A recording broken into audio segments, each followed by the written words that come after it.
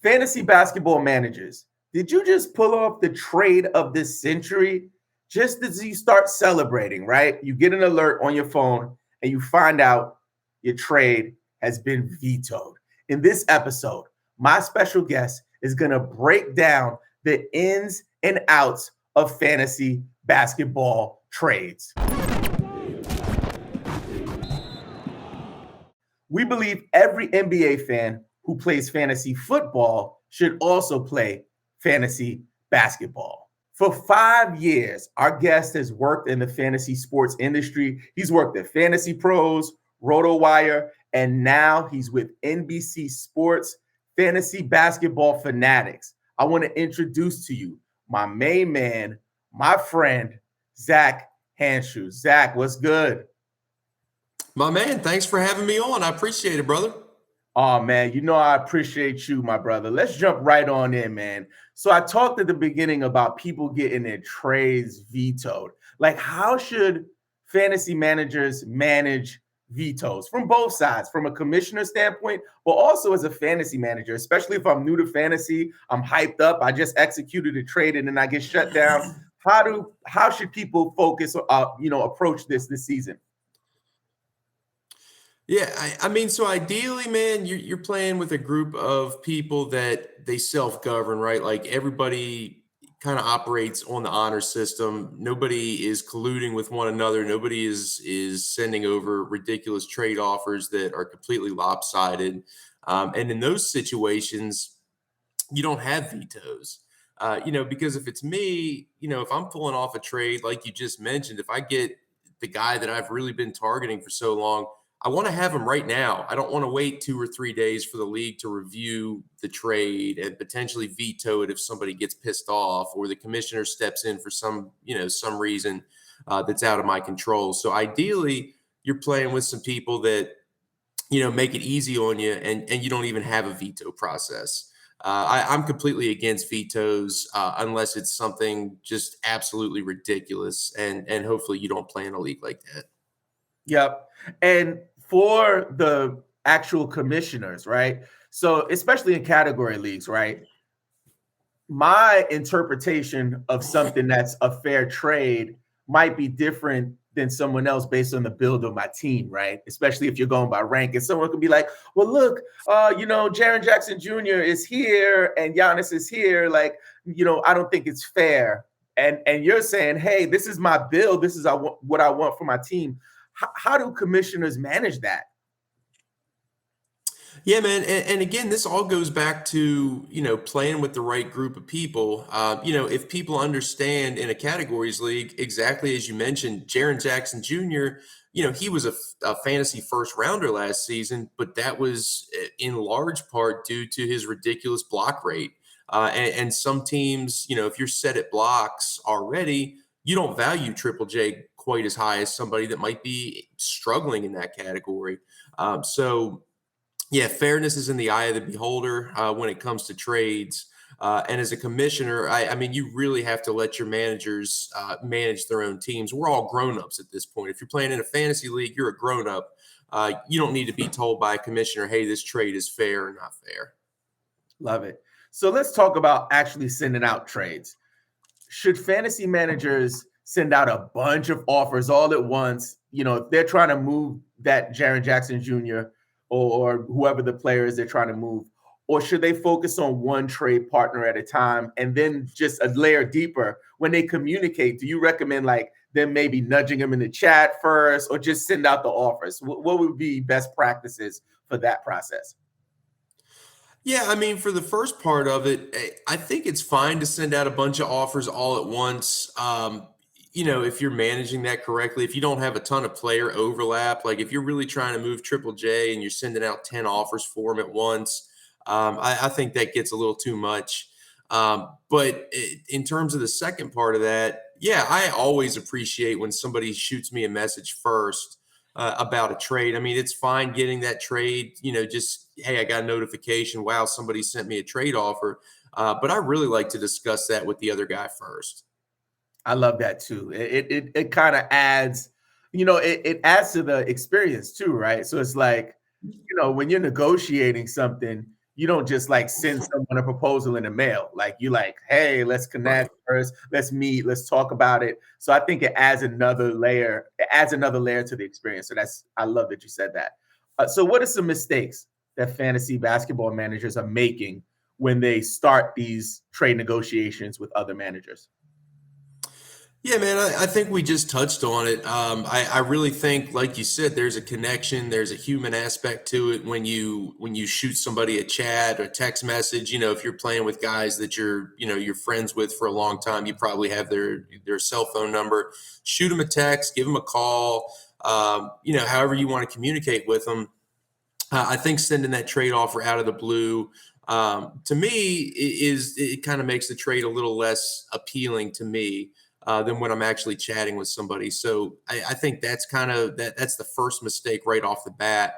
I think the next one is people that want to send out multiple players for one, like a 2 or a 3 for one. That always ends up just really turning me off when I get a trade offer like that, because most of the time it's bench trash for one of my studs. And that never goes anywhere. That's a non-starter for me. That's not a low ball offer. That's not a in the ballpark offer. That's just, hey, this is a garbage offer. I can't even take you seriously at this point. So when I get some sort of unfair trade like that, I'm immediately like, I'm not doing business with you. And talk to me about, we talked about throwing 2 for 1s and 3 for 1s.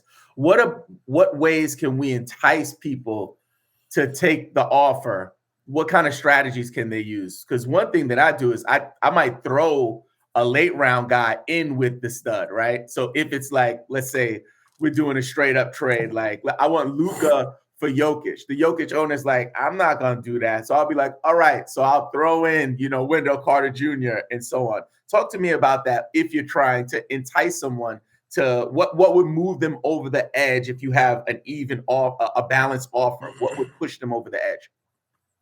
No, man, I think you hit it, right on the head on that one. I think if you want your guy and you're the one proposing the trade, you've got to overpay a little bit.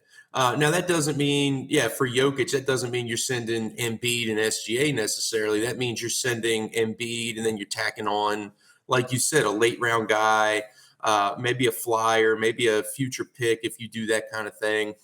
If you're the one proposing the trade, if you really want your guy, add a little bit extra, add a little bit of a sweetener to that deal to get somebody going. It's not always about getting the exact 1 for 1 market value. Somebody's going to end up, quote unquote, overpaying. Somebody's going to underpay a little bit. As long as you're both happy in the long run, I think that's all that matters. Very nice. I love that you said add some sweetener to that deal and overpay, because overpaying is something like we're allergic to it, right? So everybody wants to win the trade. Most people don't go into it, let's just have a fair trade. Somebody's always trying to get over somebody. I think once people could embrace that, like, all right, let's find a situation. We had Noah on, and he said something really good. He said, find a situation that works for both parties, that helps both teams. Everybody can win. Somebody's going to win a little bit more than less based on what they need or what the league landscape looks like.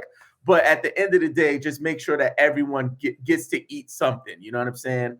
On the other side of that coin, talk to me about horror stories or any mistakes you've seen or experienced or lessons learned from a bad trade scenario.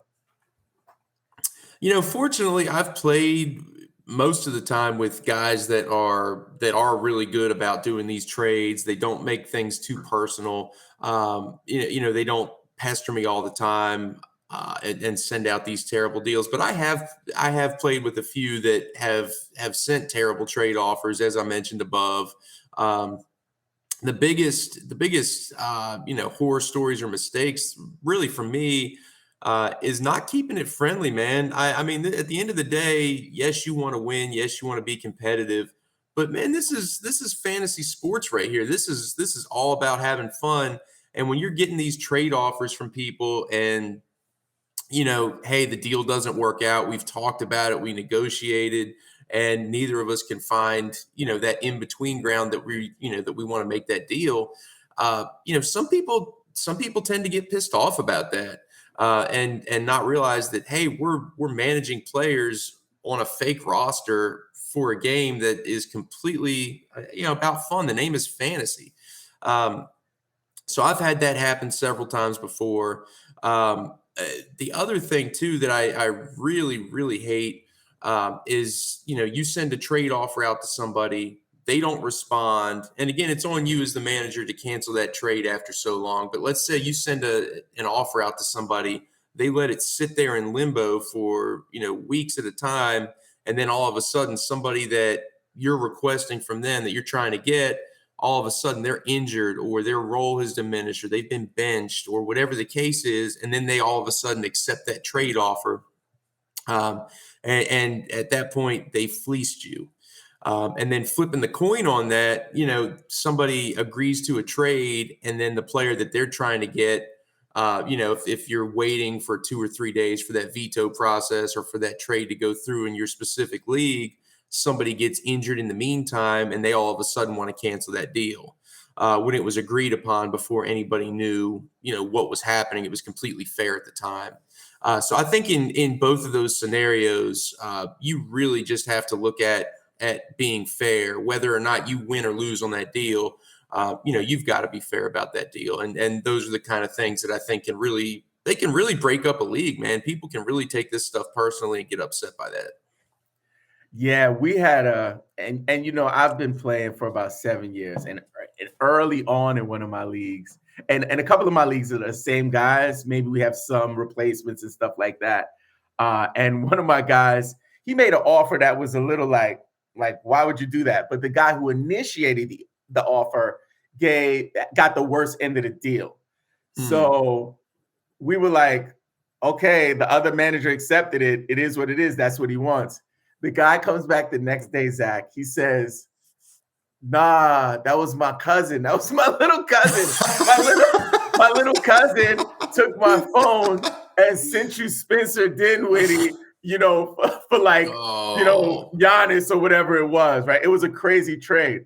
So I guess my question is, if one of the league managers in a trade that was executed, like it went through, got approved, really fast, we have a manager that reacts, a commissioner that reacts fast. So let's say they approved it that night. The next morning they wake up like, wait a minute, that was a mistake. If both league managers, or even one of the league managers, team manager says, hey, like that was a mistake, I don't want that trade anymore. Where do you stand with that? If someone is like, let's reverse the trade, that was a mistake, I don't like it. I think this all goes back to what we talked about at the beginning about knowing your league, playing with the right group of guys. Because I had this very early on in a league that I was playing in where I had sent a trade offer, and the guy wasn't very tech savvy, and he hit accept, and I said, all right, awesome. And he texted me, literally right away and said, hey, I meant to hit decline. I didn't mean to hit accept. Totally my fault. Can we please ask that this be reversed? And I knew the guy, knew he wasn't tech savvy, knew he wasn't great on the Yahoo app.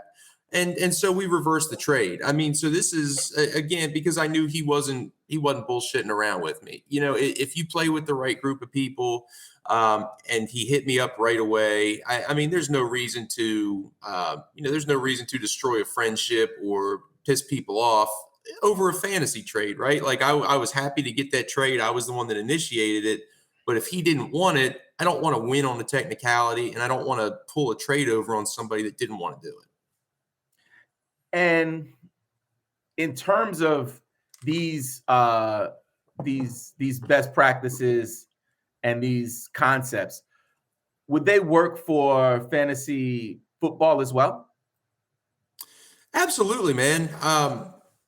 If you're talking about fantasy of any kind, these are the type of trade practices, because I play fantasy football. These are the type of trade practices that I go about in any league that I play in. I do think it's a little bit different for fantasy hoops, just because of the different scoring, the points versus categories. If you're playing roto versus head to head, if you're playing in a dynasty league, all those things kind of can impact how you view a trade.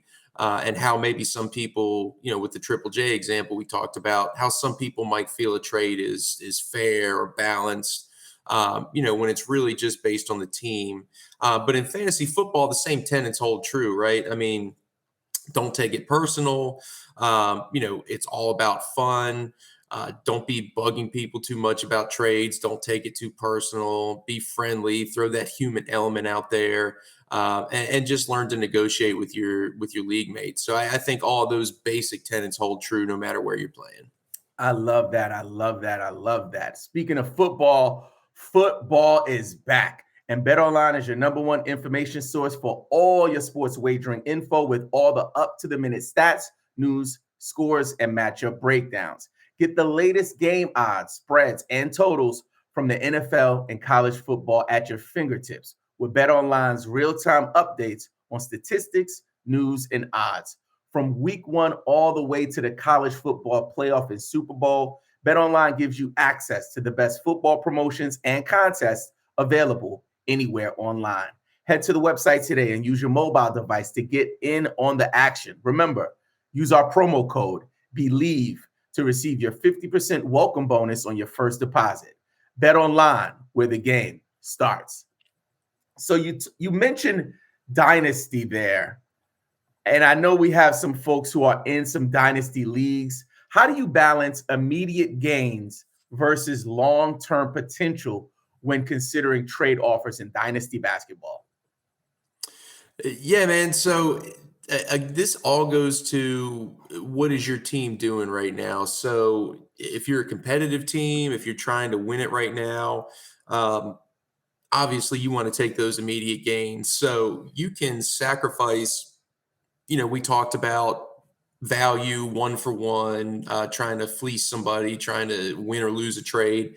But in a dynasty league, that script can be completely flipped, right? So if you're trying to win right now, and you're trying to make a trade offer with somebody that's rebuilding, in any other league, trading like an SGA for, I don't know, let's say you want to trade like a Scoot Henderson, Shaden Sharp, and I don't know, throw out another young guy in that trade offer.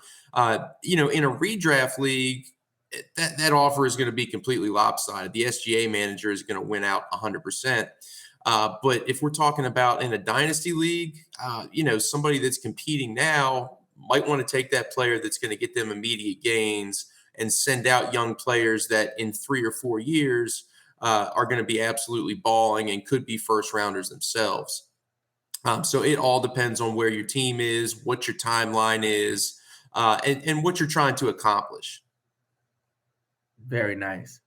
So I know folks who watch fantasy basketball content at this time of the year really, really want some nuggets in terms of draft suggestions and targets, right? So I want to just shift gears if that's okay. I want to talk about some players for this draft season that fantasy managers should target in their drafts. Zach, give them the jewels. This is where they get their pen and papers. They pull out their notes app and they jot it down. Who do you think folks should be targeting this season in their fantasy drafts? Yeah, man, I've got a few.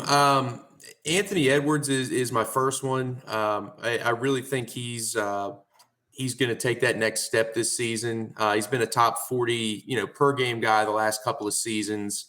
We saw what he did in the playoffs. Minnesota exited in the first round, but he was just phenomenal. We saw what he could do as a leader for Team USA over the summer. Just his combination of scoring, his ability to rebound and assist, and then rack up, valuable defensive stats from a guy that plays on the wing, I think is incredibly valuable. We're just really waiting for him to take that next step in terms of efficiency with the percentages that can really boost him up into that first and second round stratosphere. So I think he gets there this season. Obviously, his ADP has ballooned from last year to this year. Because of some of those things that I mentioned, his recent performances. But I think he can live up to the hype. I'm really high on Edwards this season as a top 15 player. So that would be my first one. I'm really expecting Evan Mobley and Scotty Barnes to take big, big leaps here this season. I think Barnes with Van Vliet out of town can really kind of take on that point Scotty role, and really start to evolve as a passer as we saw him do at times, throughout last season. And I think Mobley has continued to improve as a scorer, as a rebounder, and as a shot blocker.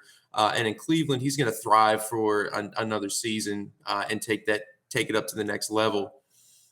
If we're looking further east here, this is I'm in the DC area, so I'm really excited for Jordan Poole to be here. I know the team is rebuilding completely, but I think we could have the league's leading scorer on our team this season. I think Jordan Poole really goes out there and shows people that he's not a bust.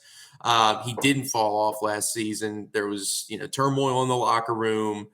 He saw his workload decrease. He saw his efficiency drop. But the narrative that this guy is a complete bum or is washed, I think that is getting pushed around way too much. It's not fair. And I think we go out and see a tremendous fantasy season from him this year.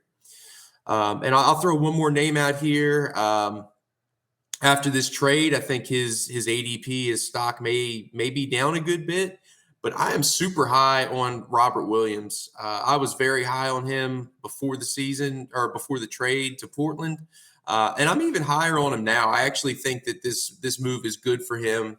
I know with Ayton there, maybe that takes some shine away from him. But he was going to be competing with Kristaps Porzingis, Jason Tatum, Al Horford in Boston's front court. And I think with less competition in Portland, the potential for maybe Portland to go double big and play some minutes with Ayton and Robert Williams together, I think that boosts his value, actually. I have him as a top 50 per game guy this season, and you can get him closer to pick 100 in your drafts. So he's a guy that I'm looking for everywhere, especially as one of those late round centers that can give you rebounds, elite field goal percentage, and high volume of shot blocking. Very dope. So there you have it. Those are some folks that will help you win your league this year if you target them. Let's talk about some people to stay away from now. Like, who are those guys that you are fading in drafts, or at least at their current ADP, some players that you're staying away from? Yeah, I think right off the bat, and I'm sure this isn't a hot take, but I'm staying far away from James Harden at this point. I think we obviously know that, what he can be. He can be easily a first or second round fantasy option. But who knows what he's going to do this season? Obviously, skipped media day yesterday, got the fine. We're not sure when he's going to show up or if he's going to show up to the Sixers. Apparently, if he does, he's going to make life, quote unquote, painful for the team. So you've really got to wonder about, one, what the chemistry is going to be in the locker room for him. Two, what kind of shape he's going to be in. And three, does he end up getting moved mid-season? Does he sit out? What ends up happening with him? I think if you can get him in the third or fourth round, I think that's, people will look at that as, hey, wow, that's tremendous value. I've got to take him there. It's a no-brainer. But with every day that he misses time and continues to be away from the team, I think that just makes him riskier and riskier. So he's a guy that I'm avoiding. Kevin Durant, obviously an easy fantasy first rounder most seasons. But with Bradley Beal now on the team, with the team getting a little bit deeper, him getting another season older, his tendency to miss games, he's not a guy that I'm going to go after in the first or second round of fantasy drafts. His risk of missing games, maybe a decreased workload with Bradley Beal in the fold. To me, it's just not worth it. Zion Williamson, again, for injury reasons, for availability, staying far away from him. And if we're just talking ADP, some guys that I'm staying away from, Brook Lopez, last season was a complete outlier for him. I don't think there's any way he gets even close to value that he put up last season. So his ADP is way up for 2023, and I just don't think he can live up to that. Same thing with Mikal Bridges. Love what he did in Brooklyn. Love his potential. But a full season of that, I'm not entirely sure. And I don't think he gets into the second round, where he's being drafted right now. So based on ADP, he's a little too rich for my blood. And Victor Wembanyama for the same reason. I think people go nuts over him. I think he's fun. If you want to get him, you got to take him in the top 25, top 30. And I'm just not sure as a rookie he can live up to that hype. I'd much rather have Chet Holmgren, who has a similar skill set, but you can get him a round or two later. Yeah, I'm super super high on Chet this year. I love him. And Victor, like in the mock drafts, it's been out of control. Right? Like I've seen him go at the bottom of the first, top of the second, and for me, it's like you never know, right? So it might work out for him, but for me, San Antonio first year, you know what I mean, rookie player, it's just a little too risky for me. Zach, we do have a question from George here. George says, what should I look to swap second round pick for? What should I swap my second round pick for? Or should I just take Embiid? What do you think? Do you think he should consider trading his second pick, or should he just draft Embiid, it looks like? So Embiid, to me, Embiid is fantasy's top player this season. I have him just a little over Jokic, and I think probably most people have them as 1A and 1B in whatever order. If you pick Jokic or Embiid first or second, I think there's a clear argument for both. So with that second pick, I'm hanging on to that, and I'm taking Embiid. Yeah, I'm not looking to move that pick. Very nice. Very nice. Well, Zach, we got a bunch of folks who are new to fantasy, but also there's a piece of the community that are interested in getting into this work, getting into this field. So if you're okay with it, I'd like to share a little bit about your story. How'd you get into fantasy sports media, maybe what you were doing before then, and any advice you would have to folks that are interested in pursuing the same path? Yeah, man. So I had been, I've been playing fantasy football for for many years, and so me and a couple of buddies, we were doing these weekly podcasts. Just in my basement here, just kind of screwing around and talking shit on our league mates. Recapping the week. Before the season started, we would throw out some sleeper picks, some busts, that kind. Just the usual stuff that fantasy people would talk about. And we were just distributing this to the 10 or 12 guys that we played with and saying, hey, take a look at this. We're just having fun with it. And I thought, well, I'll try my hand at writing. It's something that I wanted to get into. So early in 2018, I sent some samples over to Fantasy Pros. I applied with them, got turned down. Went back to the drawing board, started a really crappy WordPress site, where I was just writing articles, once or twice a week, and built up enough of a site, enough of a portfolio, I guess you could say. Sent it back over to them over the summer. And they said, yeah, we'll take you on to do maybe one article a week, not paid, of course. You're just going to do it for free. And so I got on with them doing an article a week. They had an opening to start doing some waiver wire pickups, excuse me. And so I jumped on that opportunity when it presented itself, and started taking on more and more with them. And eventually got to the point where I was getting paid per article. That winter, I was able to get on doing some fantasy hoops with them. I was also able to join up with RotoWire. Shout out to Nick Whalen and Alex Barutha for taking me on there. I started doing notes with them, covering the NBA, which I loved. And then for the next 3 years, I did football and basketball for both sites. And then the opportunity was available at NBC. I applied there. And shout out to Ryan Nouse and Doc, Steve Alexander, for taking a chance on me with NBC. Noah and I got hired. You mentioned Noah Rubin at the beginning of the show. We got hired at the same time, and we've been over there for almost 2 years. It'll be 2 years here in November. So that's kind of my journey here in the fantasy sports space. I do stuff with NBC now. I also do sports betting. So I do that for Sportsbook Review. They're a company out of Canada. Their editor, James Bassan, was a guy that was the content manager at Fantasy Pros for a long time. So I was able to join back up with him. And I do picks with them now as well. So that's kind of where I'm at. That's where I've been. I've had the pleasure to work with a ton of great people in this space, and work with some awesome companies. Very dope. And one thing I would say, Zach, for me being relatively new to this space, is that you've always been so accommodating, man. And that's something that I think people who are new or trying to get into this space don't realize, especially in fantasy basketball. I think fantasy football maybe is a little harder because it's a little bigger.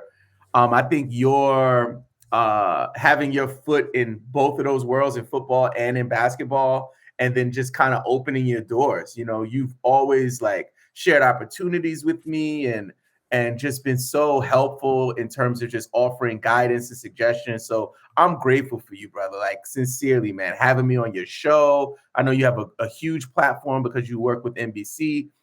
For an independent guy like me to have that kind of accommodating and welcoming connection here in this space is just like a blessing. So I just wanted to give you some flowers and let you know I'm grateful for you, man. I appreciate you, man. Yeah, and as you said, man, foot in both of those worlds with fantasy football, with fantasy basketball. For fantasy football, I'm not sure how much you keep up with that side of the table on Twitter or otherwise, but it's pretty cutthroat, man. It seems like a lot of people over there are really just trying to get one up on one another. And that's not everybody. I work with some amazing people doing fantasy football, but a lot of it is, I'm right, you're wrong, I'm better than you, this is what I'm doing. I have never seen that in the fantasy basketball space. I sincerely appreciate the kind words. But man, I'll tell you what, there are so many people that are welcoming, that are accommodating, that are helpful, that want to lift each other up in the fantasy basketball space. And I didn't see that too often with fantasy football. So, it might be a cliche thing to say, but man, it's a great community in the fantasy basketball world. Everybody is about having fun. Everybody's about lifting up one another. So, it's definitely great to be covering that. Yep. And you do a great job of it, sir. So speaking of doing a great job, talk to the folks about your show, where they can find you, maybe your social media handles, if they wanted to get in contact with you. Yeah, man. So you can find me on Twitter at Zach the Monster. For NBC, we just dropped the Roto World Fantasy Basketball Draft Guide. Me, Noah, and Raphael Johnson, our fearless leader. We spent the summer writing up player notes for 300 players. I handled the projections for the most part, just dropped a fresh batch of those last night, after the holiday and Dame trades over the last week. Noah is heading up all the dynasty content, of which he does an awesome job. And of course, Raph, I call him the robot just because he's automatic, man. He knows his stuff. He gets his stuff out quickly. He's just a machine when it comes to fantasy hoops. So we just put out the draft guide, and we're making plans now for in-season content. You mentioned last season, I brought you on the weekly Q&A, which was awesome. We're going to bring you back again this year if you'd like to come on. We're going to switch it up now. We'll be doing it every Friday, and Noah and I will be co-hosting it this year. So I think it's going to be a blast having him on there and doing that show together. So really looking forward to this season. Very, very dope, man. I'm looking forward to coming back on the show, Zach. I can't wait. Yes, so Zach, you sit tight for me again. Thank you so much for pulling up to the Believe in Fantasy Basketball podcast. We are grateful for you, man. Yes, sir. Wow. talk about value, right? So if you're sitting there trying to make trades, now you can refer to this piece of content and be like, look at what Zach said. This is what we should be doing, right? So make sure that you pull this up if you ever have any issues with your basketball trades. And now that you know the ins and outs of fantasy basketball trades, check out our episode about fantasy basketball draft strategies. This episode was presented to you by BetOnline, where the game starts.